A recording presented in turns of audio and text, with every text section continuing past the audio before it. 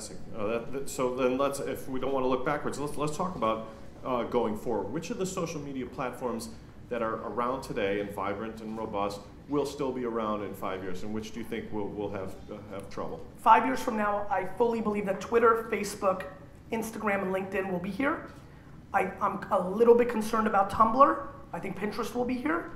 Vine, I really want to believe is going to be here, but it's very young. I want to watch a couple of things. I just did that to razz you, Ben Ruby.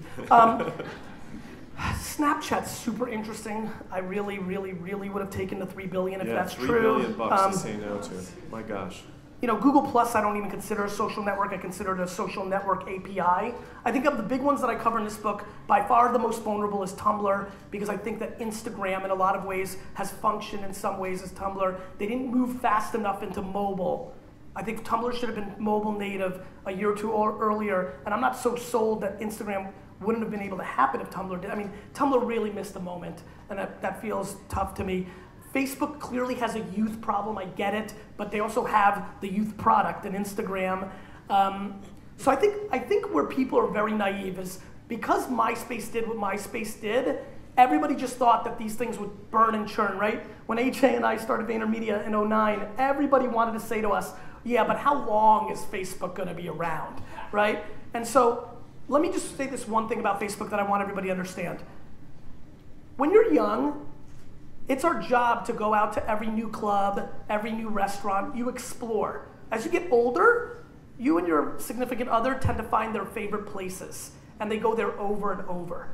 Facebook is in a place right now where the far majority of 30-year-olds and up are gonna have a very difficult time ever leaving that platform. It may not be the new cool club, but it's got scale where the 54-year-old aunt is not gonna move so fast to Snapchat, right? And so, you know, nor do we maybe want her to.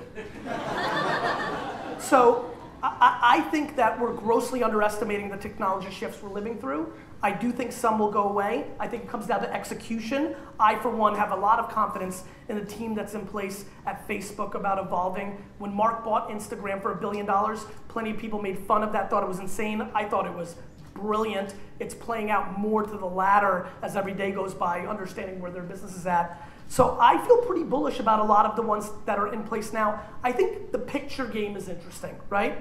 Facebook is a picture app. It's why they wanted Instagram, it's why they want Snapchat. Pictures are the killer app. And I think that I'd be stunned if over the next 5 years, there isn't one platform that probably doesn't even exist now that might not be the dominant one or two, much like Instagram kind of was able to come out of nowhere. Twitter is the one true social network.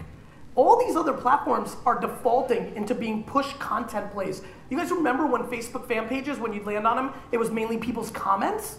Remember that design change? Because that's when it was a social network. Now Facebook is a content push out play, right? They've hidden comments. I even struggle to reply to comments on Facebook because they're so UI'd, you know, user interfaced out in a place where I don't even remember to think to do it.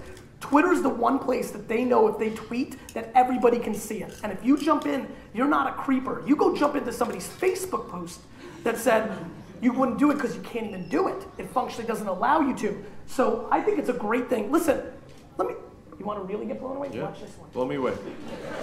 How many people now are actually annoyed when somebody calls them? Raise your hand. Yeah. I mean, when you look at that 50%, yeah, that's true. that 50% of the people in this room are actually annoyed. Let's just stick with me. Break this down with me. Upset, a negative feeling when somebody calls you is a very interesting shift in our society. This is 10 years ago as the best thing one could do, your closest people, and in a decade, there is I mean, it's unbelievable when you get a phone call where people are like, why didn't you just text me? You know? So, the reason I'm using that example is people are really comfortable and growing more comfortable to interacting digitally through, you know, words, through letters. So going to one's door, especially on a cold knock, is the ultimate not comfortable experience. The fact that 10 years ago that person would be like, I'm glad they're gone. But now, 1 in every 10 could say something publicly, and you can engage with that, is why this is so great. I told my dad as we were building Wine Library through the years, he used to get upset when somebody would come and complain, and I would be pumped. And it was such a funny thing at first when we realized we had these very different views and we talk about it. I'm like, Dad, I'm pumped when somebody comes and says we suck because we have a chance of converting them back. I'm scared when somebody leaves and says we suck and never comes back. What social networks have done, with public conversations have done, is it's given companies the ability to jump in and fix. And let me tell you something, the jump in and fix, AJ, I don't know if you remember this. I once consulted a company to do something wrong on purpose so they could jump in and fix, because the jump in and fix is more valuable than if they were just doing it right the whole time. And so I think one of the biggest problems of marketers is everybody's throwing right hooks. I mean, that's the whole notion of this. And I don't know how many of you follow boxing or anything else. If you know a right hook is coming, you're gonna duck. And so what you need to do to convert, and what I know you do for a living, is you need to jab. And jab is bringing value to others. So it's bringing education, it's making them laugh, it's informing them, it's saying happy Monday, it's a million different things that may have nothing to do with your business. And that's the whole general thesis. As to the first one, which platform, I think that's a very individual thing. Some people are great at video, some aren't. Some are great at the written word, some aren't. There's a ton of incredible designers in this building, I know that for a fact right now, and they can story tell through an animated GIF, and so maybe all of a sudden Tumblr becomes the place for them to win. So I think the number one thing is to have self-awareness, or to, if you don't have a lot of self-awareness, ask the people around you to figure out what's the best communication funnel. For me, I love the cocktail party. I loved it. I live for this. I feed off human beings, so Twitter was natural for me because the cocktail party of Twitter was right for me. And video was right for me. And so the combination of YouTube and Twitter coming out of the same time when I was doing the wine thing was just the perfect formula for me. But like, listen, everybody's got strengths and everybody's got weaknesses. If I was required to do all my design work instead of my man Zach, I'd be in big trouble. Well, one of the points you make in the book is that you have to learn, and if this gentleman's getting blocked for this approach, he's got to try the next approach, and you make that point through to several of them. It's about patience too, right? Like everybody's just trying to close on the first move, and it's just not going to work. I mean, we're being marketed to at such a scale right now that we're just all tone deaf to those right hooks. You've got to build up equity. You need to give a little romance before you go in for the close. Here's the bottom line. There are people popping out every single day. It's still happening. I mean, look at all the Pinterest influencers who are winning now. Look at all the Instagram people. I mean, look at Jerome Jarre in that ridiculous outfit that he's in. Raise your hand, Jerome. That guy right there. Jerome, Vine came out, right? And Jerome decided to jump on this new platform of 6-second videos. This platform didn't exist a year ago. Did not exist a year ago. And he figured out how to storytell on that platform. Vine, something that didn't exist. And this gentleman has more street recognition than I do now in less than a year. And like this girl in the headband's freaking the fuck out. Right? And so, because Jerome, so here's my answer.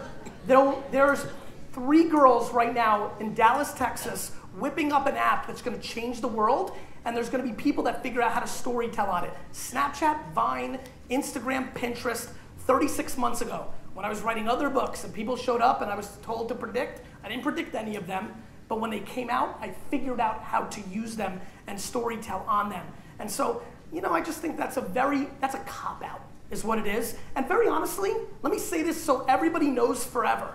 I have no interest in convincing anybody about the ROI or value of any of these platforms. I have interest in executing and then talking to them 3 years later. Yes. Great. There's only one core thing I think traditional media companies are doing wrong. One, it's quite simple. They're trying to hold on to what they have now instead of realizing that the leverage that they have in place now can be the gateway to much more success in the future. And so what they're doing is they want it to be this way. Just like Blockbuster wanted it to be this way. Well, guess what? Things changed. And so what you see a lot, and listen, I have a lot of I wake up every day, every day I wake up trying to put myself out of business. I mean it. Because I'm petrified somebody else is going to do it for me. right? And if I do it for myself, I have a chance to level up to the next thing.